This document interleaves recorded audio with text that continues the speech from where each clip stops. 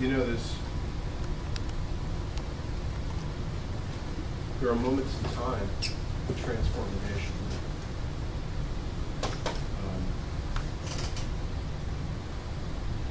Both my parents were preteens when Pearl Harbor happened, but both of them remember sitting by the radio and listening to the news.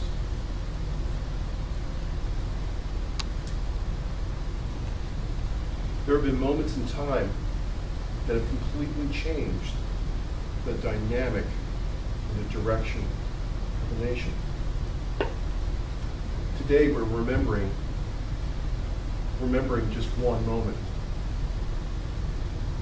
several acts.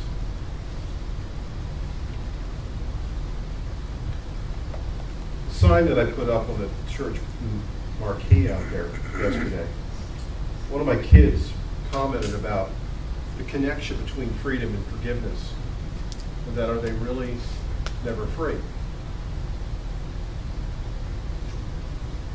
Freedom and forgiveness cost something. Freedom cost the blood of people willing to preserve what we forged as a nation. Forgiveness cost God everything. The blood of the Lamb. I was looking for some connection, some place to get a better understanding about God. It's 10 years later. Where do we go from here? What are we dealing with? And I came across the Gettysburg Address. Because you see, Gettysburg to this nation in the 1860s is what 9/11 is to us today. Do you know, at that single moment, it was the bloodiest battlefield ever in the history of the world. Do you know, at that single moment in time with Gettysburg, it was the biggest battle that has ever happened in North America, and it was amongst ourselves. I had a great uncle who was there. You know, unlike today where it's a pretty world, you know, where, you know, we know that there were thousands of people that were killed at 9/11, but we never saw body parts. Gettysburg, there are bodies strewn for miles, for weeks. You couldn't escape the carnage. That being in mind, I want you to hear, you know, we focus on the 407 years ago. We focus on that first really cute remembrance phrase. But, you know, I don't think have ever listened to the back half of what he said. I want you to listen to this. You see, on November 19th, 1863, Lincoln stood on the battlefield of Gettysburg to dedicate a portion of the land as a national cemetery. The featured speaker that day was Edward Everett, an acclaimed and possibly the greatest classical orator of that time. He was a former U.S. Senator, Governor of Massachusetts, and President of Harvard University. He spoke for more than 2 hours to an audience of over 25,000 people. He was a masterful speaker. His address had this broad scope and dramatic presentation.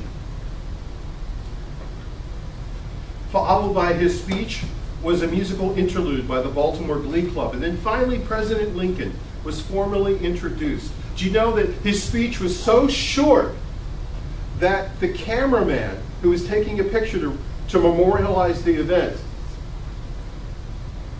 the camera finally went off as Lincoln was coming down. But because it took so long back then for the cameras to respond, it had him coming down off the platform shaking hands. It was sweet, it was to the point, and it was to the heart of the nation. Listen to the back half of what he said in his speech. We are men on a great battlefield of that war. We have come to dedicate a portion of that field as a final resting place for those who here gave their lives that a nation might live. It is also altogether fitting and proper that we should do this. But in a larger sense, we cannot dedicate, we cannot consecrate, we cannot hallow this ground The brave men, living and dead, who struggled here have consecrated it far above our poor to add or to detract. The world will little note nor long remember what we say here, but it can never forget what they did here. Hear this now. For it is us the living, rather to be dedicated here to the unfinished work, which they who fought here have thus so far nobly advanced. It is rather for us to be here dedicated to the great task remaining before us, that from these honored dead that we should take the increased devotion to that cause which they gave their last full measure of devotion. That we here highly resolve that these dead shall not have died in vain, that this nation under God shall have a new birth of freedom, that a government of the people, by the people, and for the people shall not perish from the earth. That's powerful. It's transformational. And I think it's what God wants us to hear and see today about where we stand. Do you know, out of every great tragedy in human history, Gettysburg and the carnage of the Civil War gave birth to one of the greatest revival periods in America, where people sought Christ as hope to resolve their hurts and healings. What happened following World War I? There was such a great travesty of such 20 million people losing their lives, that God so moved through the men and women of faith in the 1920s and early 30s that people in droves came to Christ.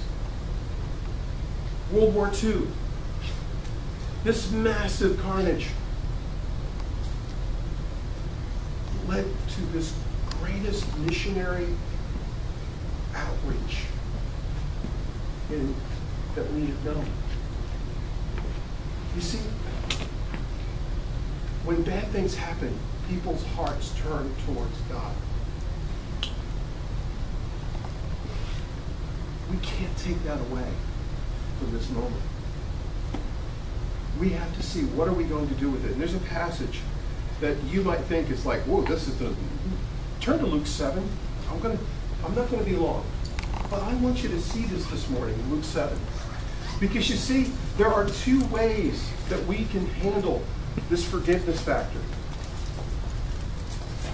Luke 7, chapter 7, verses 36 through 50.